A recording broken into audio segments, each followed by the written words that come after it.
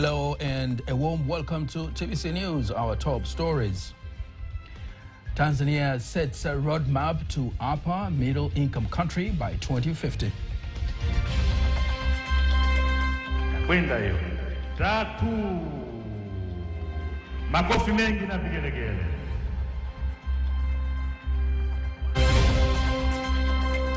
Coast Tech eyes Tanzania as a research and innovation powerhouse.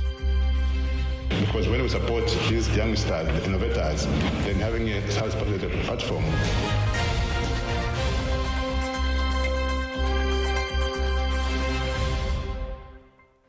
Good evening on this a great day for Tanzania as it sets its Vision 2050. My name is Nasa Kingo.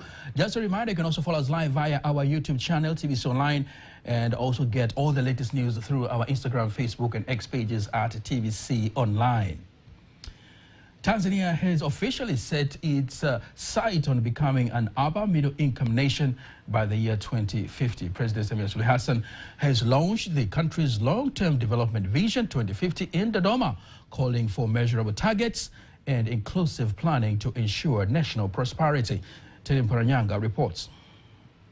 At the heart of the launch, President Samia Suluhu Hassan tasked the National Planning Commission with working alongside the Prime Minister's office to develop practical tools for tracking progress, ensuring the vision is more than just a document, but a living guide for change.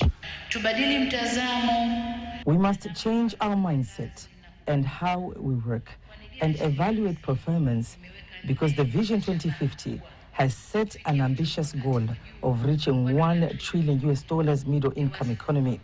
Clearly, we will not achieve this goal if we continue to work as usual.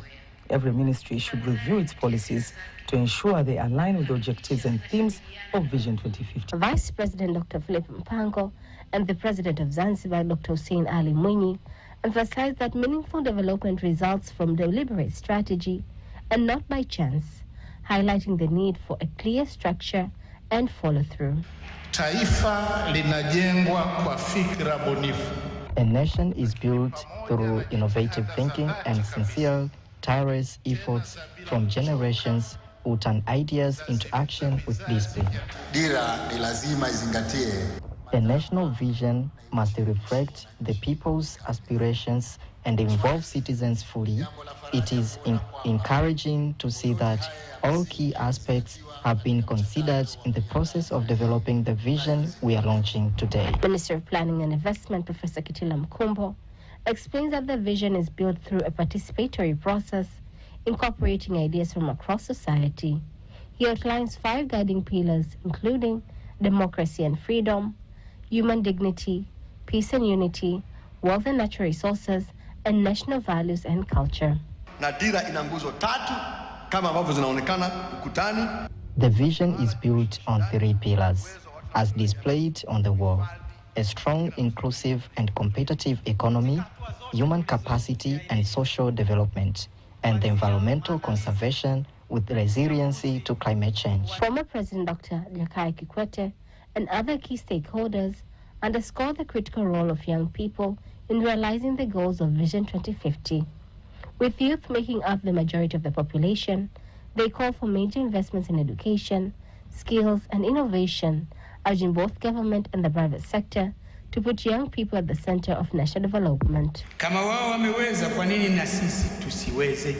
If they were able to do it, why can't we? Why should we fail? We have everything it takes to get there, and when we do, it will mark significant progress and help us enter the high-income bracket. Ili Tanzania ipige hatua ya haraka. If Tanzania is to make rapid progress in this 21st century, we must initially invest in human capital, especially the youth. The first step is to establish a talent development fund. Through this program, we will identify and nurture appropriately 1,000 young people with exceptional abilities in various fields. Now, with the Tanzania Development Vision officially launched, the challenge turns to execution. Tanzania embarks on an ambitious mission to become a diversified, resilient, upper middle income economy, valued at over $1 trillion by the year 2050. Teddy Mparanyanga, TBC News. We continue with that big story of the day. The year 2025 marks the end of the nation's Vision 2025. Some analysts have shared their views on the important political and governance reforms needed for the implementation of the new Vision 2050, drawing lessons from the previous one, Vision 2025. Here, our reporter Faida Gaga has spoken to political and economic analyst Paterinos Niagira, speaking more about the Vision 2050 and the Vision 2025. The Tanzania we want is reflected in this new milestone we have actually reached today. It has been launched in Dodoma, that we need a nation which is prosperous, just, inclusive, and self-reliant. Reaching to that kind of a nation, we need to do 2 or 3 things. Number one, to strengthen the institutions we have. All these institutions we have, starting with the Bunge, coming up with the judiciary, they should be strengthened enough to be able to work independently and to be able to decide and come up with the decisions that can lead to what the DIRA 2050 speaks about. That's number one. Institutional capacity development. But 2, we need to have a team. The vetting, we say the vetting apparatus of this country needed to refocus again, to restructure itself so that we can have a right people in place. What kind of skills and what kind of professionalism needed should be reflected from the vetting structure, and now should not do things as business as usual, or like what we did from 2000 to 2025. So we need to come up with a new kind of systems that get all into a basket of development that all people can participate and can be able to have the skills and the qualities we need. Because we have a saying, new wine into new wine skin. Now if you have new wine into old skins, the skins will burst because the wine is very powerful. Is still developing and is growing very powerful. So we need to have a new kind of skins, and this can be seen from the people who are going to implement the kind of institutions we have. So we need to strengthen the institutions, but also increase the people's participation, the citizens' participation. So all these institutions which are working closely with the people, the forms, let's say, as I've said, the parliament, as you have said, the judiciary, they are all together to work in tandem to ensure that they coordinate all the activities together. The government should be coordinated also. So we need, I don't know, a mechanism or a committee, I can't tell, or a council that will always, at all times, speak of ensuring the people behind the implementation, they do what is being projected, and those who go contrary can actually easily be able to be asked questions, why and why and why. And I think it is paramount now as a nation to change our attitude, to change our culture.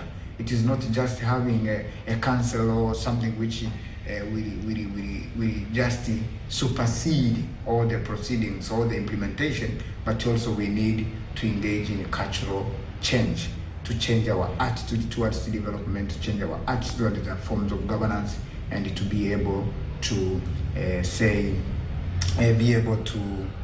adhere to the rule of law and to the democratic process we have. That's a political and economic analyst, Paterinos Niagira, giving his insight on the just launched Vision 2050. Now, moving on to other news, Tanzania Commission for Science and Technology COSTECH Director General Dr. Amos Nungu says his commission will continue to collaborate with various development stakeholders to consistently review the science, technology, and innovation policy to bring about needed results in the nation. Speaking to journalists in Dar es Salaam, COSTECH Director General says the partnerships will go hand in hand with ensuring young people with innovative ideas are given support to develop their innovations and benefit economically. Because when we support these youngsters, the innovators, then having a service-based platform, it helps them to grow, to get more support beyond the one was given through Makisato, which kind of was from the grassroots, from the initial stage, now in the pipeline, SAL in the middle. So assisting these innovators was a big leap to costed.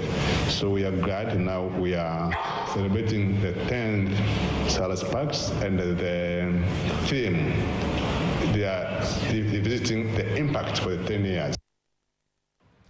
On the other hand, the Chief Executive Officer of one of the Tanzania's consultancy and investment, innovation and technology entrepreneurship company, Sahara Ventures, Jumanne Mtambalike, says in the last 10 years of the company's presence in Tanzania, more than 5,000 young people from various sectors have benefited through various programs. Of engaging young people in different ways.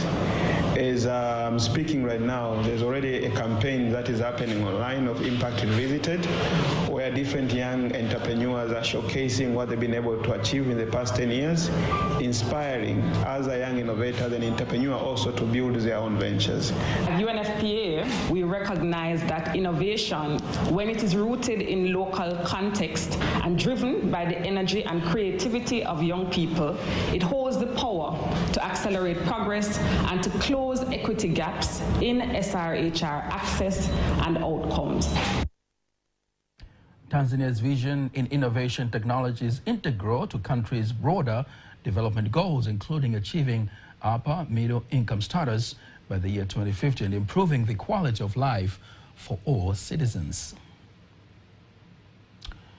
Moving on now to the education sector, the Executive Secretary of the Tanzania Commission for Universities, TCU, Professor Charles Kihampa, says that TCU has made significant strides in advancing the internationalization of education through various initiatives, such as employing foreign staff in higher learning institutions and collaborating with other institutions across the continent, among other efforts. Speaking to TBC News, Professor Kihampa further highlights the key achievements TCU has achieved in the education sector since its inception in 2005, including the notable increase in the number of universities in the country.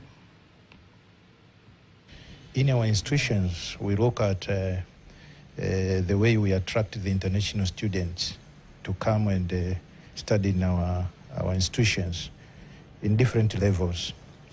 But also we are looking at the number of foreign staff employed in our institutions. But much important is the way our graduates, our staff, the way they are accepted outside Tanzania. This is within the region, within Africa, but also globally. And in this case, you'll be able to gauge that the quality of the education you are producing is accepted. But also the institution, like our institution, we are collaborating with a number of institutions within Africa and outside. At the moment, Tanzania Commission for University, we are the president of the African Quality Assurance Network since 2024. So this is an association of more than 15 African countries. So in this case, it means our systems of quality assurance are accepted. But in 2020, we were the chairperson of the SADC Technical Committee of Certification of Accreditation. This is a SADC committee which is dealing with the higher education. And we are participating in a number of meetings. But also based on our heads of state, they have signed under the African Union, and we are part in the African Continental Qualifications Framework. So in this case, the framework and the kind of the system we are running, it is the one which is integrated within East Africa, within SADC country, and within Africa. Remaining in the same education sector, the Director of Quality Assurance of the National Council for Technical and Vocational Education and Training, NACTIVATE, Dr. Geoffrey Oleke, says his council continues to work on strategies set to improve the quality of education in the country as part of producing graduates with potentials to compete globally.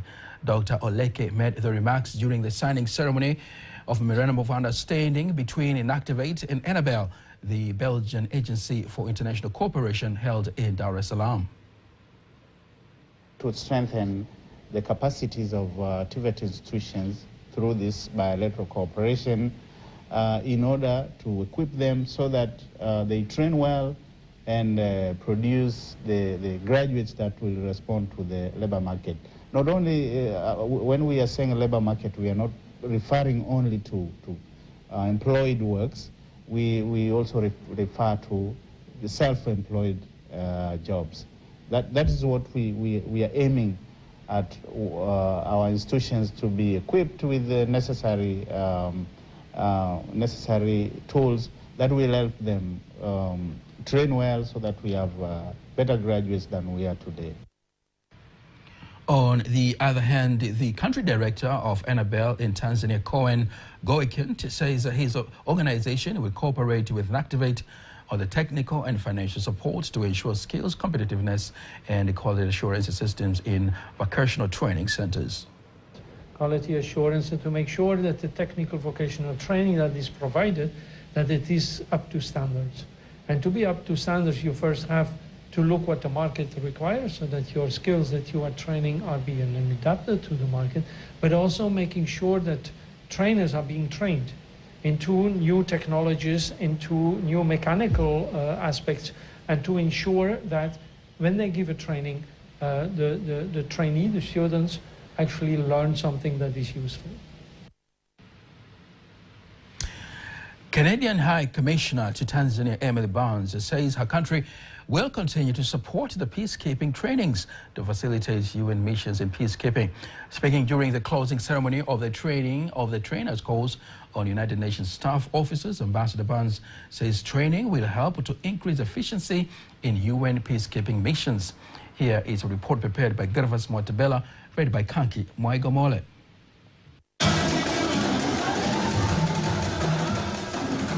The training organized by Tanzania Peacekeeping Training Center in collaboration with the United Nations was attended by 22 participants from Ghana, Vietnam, Botswana, Nigeria, Zambia and Tanzania under the support of the Canadian Embassy in Tanzania. Speaking during the closing ceremony, the Canadian High Commissioner to Tanzania, Emily Barnes, says this partnership is one of the many areas they collaborate with Tanzania on peacekeeping training and will continue doing the same role in the future. Tanzania is playing an increasing leadership role in the region and across the continent on peacekeeping. Canada is incredibly proud to be able to support the training, and we say hongera to the candidates who successfully completed the training courses. In fact, this is just one of the many areas in which we're collaborating with Tanzania on peacekeeping training. The commandant of the Tanzania Peacekeeping Center, Brigadier General George Itangare, says the training is important in building capacity, while the Chief of Medical Staff, Major General Ambre Salem Mwami, says the training has been successful for the beneficiaries. It's always good to repeat that all the objectives set for this course were met, and these officers are ready to go and be deployed to respective countries to train and also to deploy in the mission area. The training of trainers course is designed to equip you with the skills and knowledge necessary to effectively train your colleagues, ensuring that the United Nations missions are carried out with the highest standard of professionalism and expertise. You have successfully navigated a challenging curriculum, embraced new methodologies, and demonstrated a remarkable capacity for learning and growth. The primary goal of the training is to build the capacity of military instructors so that they can effectively train UN staff officers to carry out their responsibilities in peacekeeping missions. On Tuesday this week, Turkey commemorated the failed coup attempt of July 15th, 2016, a date now officially designated as Democracy and National Unity Day. 9 years on, Turkey continues to strengthen national unity, democracy and patriotism. Our reporter Sabina Nabigambo reports from Ankara, Turkey. At one of the Turkish parliament buildings here in Ankara, around 200 local and foreign journalists gather to commemorate Democracy and National Unity Day. President Recep Tayyip Erdogan reaffirms Turkey's commitment to move forward, insisting that terrorists have no place in this nation. The struggle of our heroes who were harmed were not in vain, and they will never be in vain. Step by step, we are building a Turkey that leaves no room for terrorists. And with God's permission, Turkey will be the end of the journey. Despite the loss of lives, properties, and other aftermath that followed after the failed military coup, Turkey has successfully preserved all the key memories of the event in the July 15 National Museum, located within the presidential complex in Ankara. More than 300 people lost their lives during the coup attempt, including 104 soldiers who supported the coup, civilians, police officers, and soldiers loyal to the government. Over 2,000 people were injured, including this survivor. Today is a truly very meaningful day. Today, we as Turks celebrate a day when we are not governed by military corps. We did not allow our country to be destroyed by the 15 July coup attempt. Turkey's Democracy and National Unity Day now stands as a powerful symbol of resilience, patriotism, and the unwavering spirit of both citizens and the state, a memory etched in golden ink on the heart of the nation. Sabina Nabigambo, Ankara, Turkey. That's our reporter there, Sabina, all the way from Ankara in Turkey. Now, in case you missed any one of our stories, remember you can always go to our YouTube channel at TBC Online and watch anytime, anywhere. Before concluding the local news, let's have a look at today's exchange rates according to the Bank of Tanzania, BOT.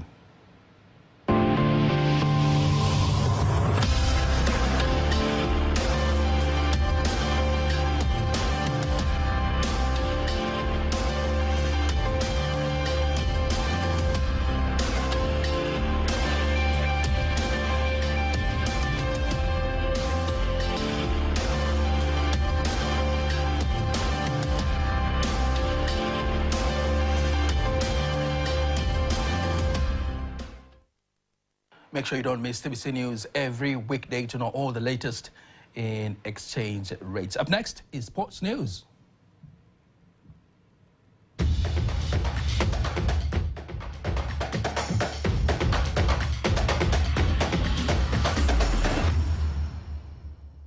As the African Nations Championship Tournament nears, the Tanzania Swahili Council, BAKITA, plans to capitalize on the competition to promote Swahili language. BAKITA representative Kulwa Kindija insists the council will use every opportunity to promote Kiswahili language as soccer fans around the world will be watching live the games. Even other countries that use other languages may translate their law into Swahili language so as to resemble with our law. This indicates economic and diplomatic relations.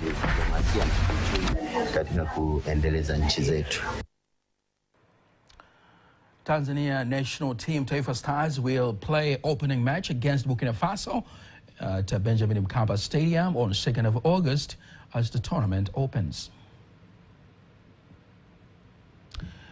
And that's the big story in sports news today. Now, before we conclude the news bulletin for tonight, let's take a look at the weather forecast for the next 24 hours.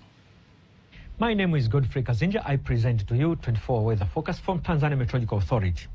For tonight, we expect future particular condition and the lowest minimum temperature expected to be 7 degrees Celsius over Njombe regions. Average wind speed expected over the most part of our country. For tomorrow, we expect future particular conditions, thunder shower over few rains and period over Kagera, Geita, Mwanza together with Mara, while Arusha, Kilimanjaro, Tanga, Unguja and Pemba Island together with Dar es Salaam and Pwani, expect future particle condition, light rain shower over few areas and sun periods. The rest part of our country expect future particle condition and long sun period. Let's have a look for the 4 days weather forecast for some part of our country, starting from the day after tomorrow. Dar es Salaam expect future particle condition and long sun period. Together with the Dodoma region, expect future particle condition and the lowest minimum temperature expect to be 14 degrees Celsius. From there, the lowest minimum temperature expect to be 8 degrees Celsius. Mwanza expects future particle condition and long sun period. Kilimanjaro, the lowest minimum temperature expect to be 17 degrees Celsius. Morogoro, the lowest minimum temperature expect to be 15 degrees Celsius. While Arusha, the lowest minimum temperature expect to be 12 degrees Celsius. Dear viewer, we thank you for watching us and have a good time. That is all we have for tonight. Vision 2050 is officially on the table. Make sure you play your part. Don't miss our next bulletin in Kiswahili at 11 p.m. On behalf of the whole team, I am Nasa King. We wish you a good night and thank you very much for watching.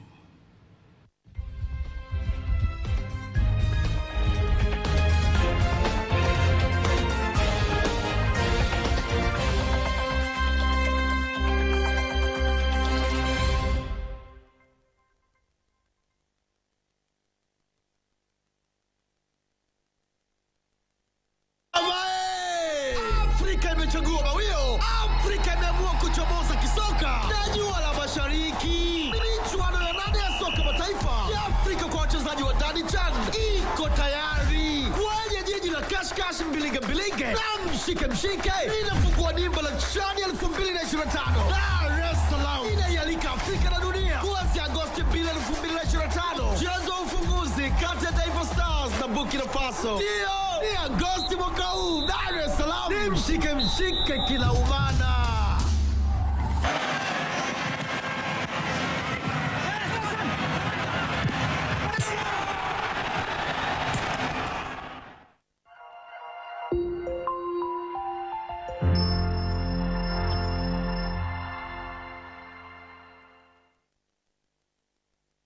Safa pele sizo simnyama Iwasafa Isizo saba Namula mwana Haninko kelize Wemaye wemolo Safa pele sizo simnyama Iwasafa Isizo saba